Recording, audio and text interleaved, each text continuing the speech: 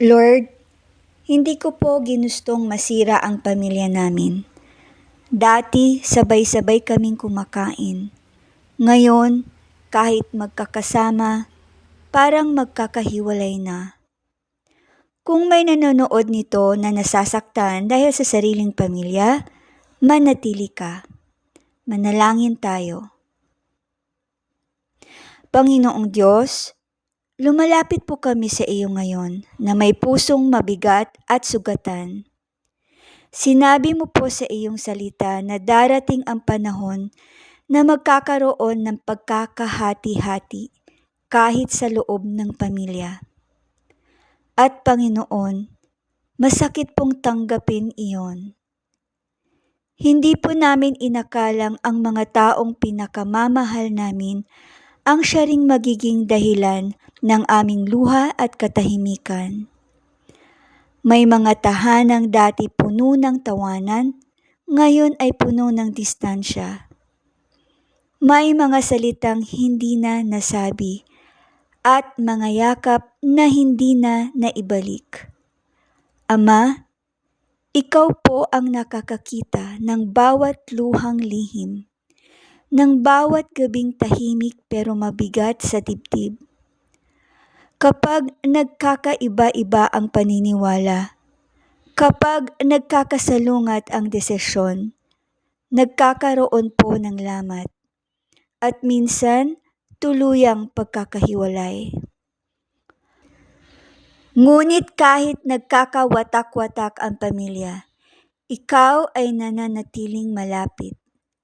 Panginoon, kaawaan mo ang mga pamilyang sugatan. Pagalingin mo ang mga pusong nasaktan. Palambutin mo ang mga pusong tumigas dahil sa galit, pride at matagal na pananahimik. Turuan mo kaming magmahal kahit mahirap umunawa. Turuan mo kaming magpatawad kahit hindi pa handa ang lahat. Kung may pag-asang maibalik ang ugnayan, ikaw po ang magbukas ng daan. Kung ang kailangan muna ay katahimikan, ikaw po ang magbigay ng kapayapaan sa paghihintay.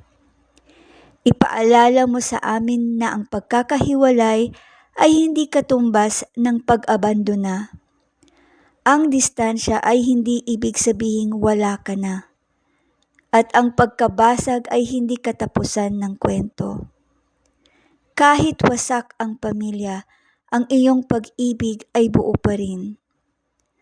Panginoon, yakapin mo ang bawat magulang na nasasaktan, ang bawat anak na nalilito, at ang bawat kapamilyang umaasang magiging maayos pa ang lahat.